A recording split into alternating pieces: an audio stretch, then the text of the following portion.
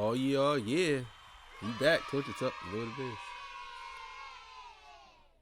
Hey man, how y'all doing, man? Oh man, see, I was ready to go, get up out of here, but I checked on YouTube and I seen my boy dropped a new video, so I had to react to it. I'll do my commentary. So look, man.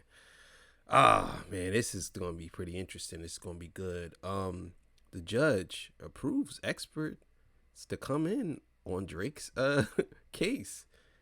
And yeah, man, this is actually pretty big. This is really big, to be honest with you, that the judge would approve something like this. Because you remember a couple of weeks ago there was another guy who tried to do this and they said no. But this here, yeah, so this is big in UMG's favor. So before we get into that, I gotta get a legendary spirit. This is Torture Talk. If you like the content, please consider subscribing. If you're new here, let me work for your subscription today. All the beautiful, single, sexy ladies, put one in the chat. All the fellas, y'all know where to find the ones at. Just don't harass them. I don't sell no merch, but I do have content absolutely free. But if you want to leave a donation, link is in the description. Cash app. No more PayPal. They call me a hidden gem. 1,300 subscribers over 13, 14, 15, 16, 17,000. And yes, I am the king of the north. Let me know what kingdom you from. So yeah, man, we're gonna get right to it, man. Let's do it. Oh, this is pretty big, man. I'm telling y'all now, this is gonna spread like wildfire. Cause I honestly think that Drake is gonna probably drop the case after this. So I'm gonna be honest with y'all. I think he's gonna drop the case. So let's get it. What's going on, y'all? Hope everybody's been doing good. Hope everybody's having a good afternoon. Life was life, and bro, so I had kind of a delay. But getting back into the court documents here for the Drake and UMG lawsuit, the lawsuit appears to be updated, bro, and it looks like it took a different turn. It looks like an order for admission for pro hac vice. Now, pro hac vice. Now, if you don't know what pro hac vice is, taking a quick look here, pro hac vice is a phrase in Latin that means for this occasion or for this event. It's a legal term used in U.S. courts. It allows an attorney who is not licensed to practice in a particular jurisdiction, like a specific state or federal court district, to temporarily appear in a specific case in that jurisdiction. In other words, if a lawyer is licensed in California, but a case is happening in New York, they can't automatically argue in that court. They could apply for a pro hac vice admission, which, if approved, lets them participate in that one case only without being licensed in New York. Now, this is all important because it looks like the people in the last video, the amici, the educators, the scholars who inserted themselves, it looks like they're doing the pro hac vice to participate in this lawsuit, meaning that Yeah, this is big. This is really big. This is probably the biggest news that I heard all week, outside of Kitty and Dassy, Diddy and Cassie. I actually want to do a video on Diddy and Cassie. And I want to talk from the heart about that whole thing, and not something. But I'll get to that another time. But let's keep it going, man. the scholars that came in through amicus brief, educators, the scholars who inserted themselves, it looks like they're doing the pro hac vice to participate in this lawsuit, meaning that the scholars that came in through amicus brief were approved to participate. So the requirements for a pro hac vice, the attorney must be in good standing with their home state bar. They usually must work with local counsel and attorney licensed in the jurisdiction. They must submit a motion to the court requesting permission and pay a fee, and sometimes submit a certificate of good standing. So these are the things that they're required for a pro hac vice, which I'm sure these scholars or educators that inserted themselves via amicus brief are able to provide. I believe the motion is for Jack Ivan Lerner for admission to practice pro hac vice in the above captioned action is granted. So they gave the individual by Jack Ivan Lerner, this is one of the scholars, one of the educators, it seems that they had granted the motion for him. The applicant has declared that he/she is a member in good standings of the bar in state of California. So he got that checked out already. And that his or her contact information is as followed. I'll probably cover that up right here. Yeah, the crazy thing is, now we want to see what Drake's lawyers do, because they haven't responded to UMG actually updating all this, and then now this here, they haven't responded. We haven't. I haven't seen it, but they haven't responded. So I'm telling you, man, they're gonna try. He's gonna settle, or he's gonna drop this case, bro. I'm telling you, unless they come up with something by Monday or Tuesday, because this case is starting, I believe, soon. I believe it's starting soon. If but this is for the believe the for them to dismiss it. But if they're saying that they want to go forward with it, they approve. So this might be going forward because they're approving the experts to come in to go. I'm thinking that they approved the expert to come in to give a reason why they should drop the case or they should dismiss it, or is this for the experts to come in during the trial? You know what I'm saying? So I need to understand that, but let's keep it going. Applicant having requested admission to Pro Hack Vice to appear for all purposes counsel for Cheris Kubrin, Jack Lerner, Adam Dunbar, and Kyle written in the above entitled action. It is hereby ordered that the applicant is admitted to practice Pro Hack Vice in the above captioned case in the United States District Court for the Southern District of New York. All attorneys appearing before this court are subject to the local rules of this court, including the rules governing discipline of attorneys. This was signed by the judge, Jeanette A. Vargas. Now, Jack Lerner is going to have the opportunity to present himself in court once everything gets situated. Like I said, this was granted because they had notified the court through amicus brief. So if the individual was accepted through Pro Hack Vice for the purpose of submitting an amicus brief, their role is limited to that function. However, submitting the brief on behalf of amici curiae, a friend of the court, they are not automatically allowed to represent a party in the case, appear at oral argument unless the court specifically permits it for amici, file other motions, or participate in discovery. So just because Jack Lerner, this educator, is being granted through Pro Hack Vice doesn't mean that he'll be able to see the discovery himself. Now, remember the whole purpose of the amici. Remember how they participated in this. Jack Lerner, who got granted to step into the court. All of this was to make sure that rap lyrics don't get used in the court of law and are taken literal. They were making sure that they could use their education and their professionalism in the court of law so that way they could educate the court as well as others that you shouldn't be using the rap lyrics in a literal sense because it affects the First Amendment.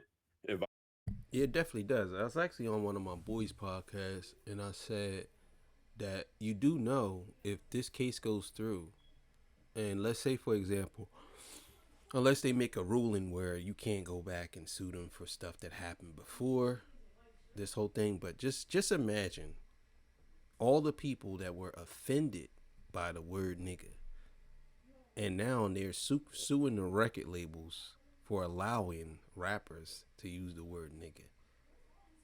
Just imagine that.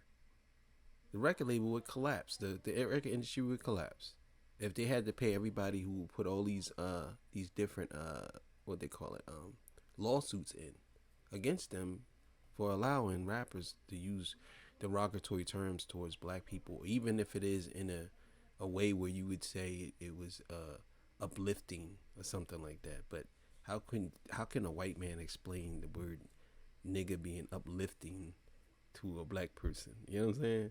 Which would be weird to me, but somehow, some way, they probably would. But either way, let's keep it going. Violates the rights of the First Amendment. And when you take rap lyrics literal, they were also stating that it could be a racial bias. For these reasons, they had stepped in to let the court know, to educate the court and let them know that rap lyrics shouldn't be used in this case with UMG versus Drake. Drake obviously being the person that's trying to use rap lyrics against Kendrick Lamar and UMG for Not Like Us. It seems like they're finally going to listen to what they got to say. However, it's presented in the court, I'm not sure. We'll find out later in the near future. Now that the Pro Hack Vice is active and granted, it will let the individual participate, but only within the scope the court granted. For amici, that's usually limited unless expanded by court order. So I'm sure the details of how much they could help is going to come out soon. Since they're coming in as amicus brief, they'll only be granted some brief access, not entire access, I'm assuming, but we'll learn about that later on. Because of the rap lyrics being used in the court of law, this affects the First Amendment. Because of these reasons, the amici, the educators, the scholars, they're requesting for this motion to be dismissed. Another update in the court was this letter that was submitted to the judge by Annie Houghton Larson. Okay, so they are asking. So these experts are coming in. They were approved, but these experts are coming in for a dismissal. You know what I'm saying? Now I don't know if they're gonna go in if they don't get dismissed. I don't know what they're gonna do, but I guess the experts is coming in for oral argument of why this case should be dismissed before they even get to actually start the trial or whatever. So it says, we write on the behalf of the parties in the above captioned action regarding the briefing schedule for defendant's motion to dismiss, ECF number 43. and related request for notice ECF number 44, the court previously granted an extended briefing schedule permitting plaintiff to file his opposition to the motion to dismiss on May 28, 2025, the defendant to file its reply on June 11, 2025. ECF number 40, that order was silent on the timing of the briefing of defendant's request for judicial notice. The parties have conferred and agreed that their intention was to have the opposition and reply papers for the request for judicial notice to be filed concurrently with the motion to dismiss papers. The parties respectfully request the court enter an order confirming the understanding. Plaintiff's opposition to the request for judicial notice is due on May 28th, and defendant's reply is due on June 11th. But in English, all of that is just supposed to mean that the plaintiff's opposition is due on May 28th, and the defendant, which is Drake, is supposed to reply to it on June 11th. ECF number 43 is defendant's motion to dismiss. The defendant, which is UMG, requesting the motion to dismiss. Drake has until June 11th to respond to it. So we'll probably hear from this before then or. And that's what I'm saying. Most likely, probably by June 11th, he's probably going to dismiss this. Because they got a lot of heavy hitters right now. And I don't see his path to victory. I actually don't see his lawyers actually even. They're trying to say it has something to do with the money or the contract. He's like, wait, what? What are you talking about? There's nothing to do with that. Very interesting. This is becoming very, very interesting. We want to see what Drake. Now you remember he has until June, and I don't see his lawyers actually making any statements or doing anything. Maybe they're doing some research or something. But I'm telling you, I think they're gonna drop it before then. So let's go. On that time. So Drake and his lawyers are going to respond to the motion to dismiss again. At this point, we'll wait and see what Drake and his lawyers have to say.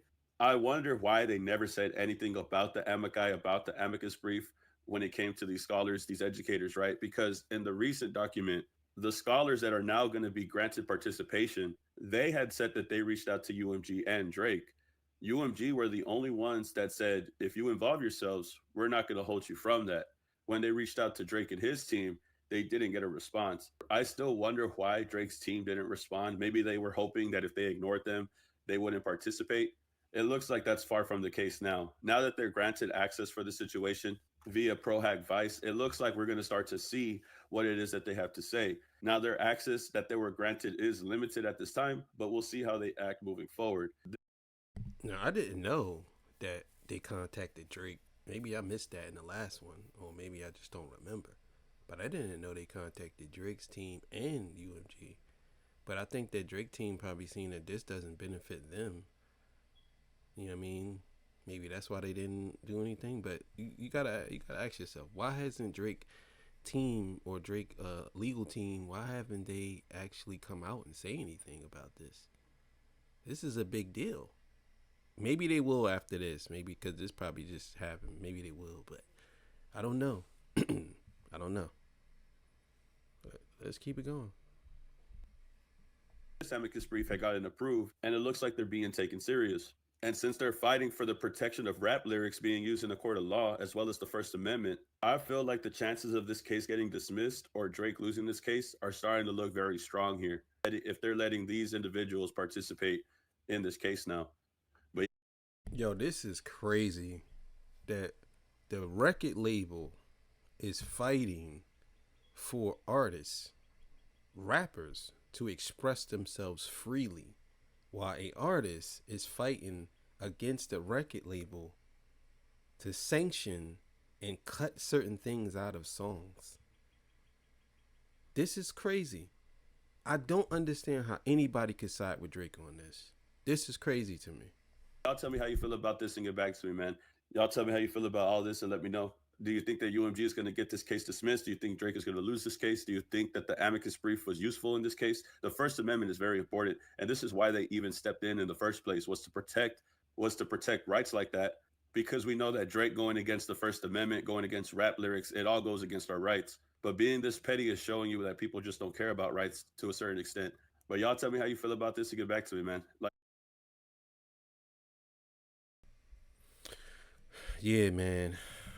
This is crazy. I'm gonna tell y'all now.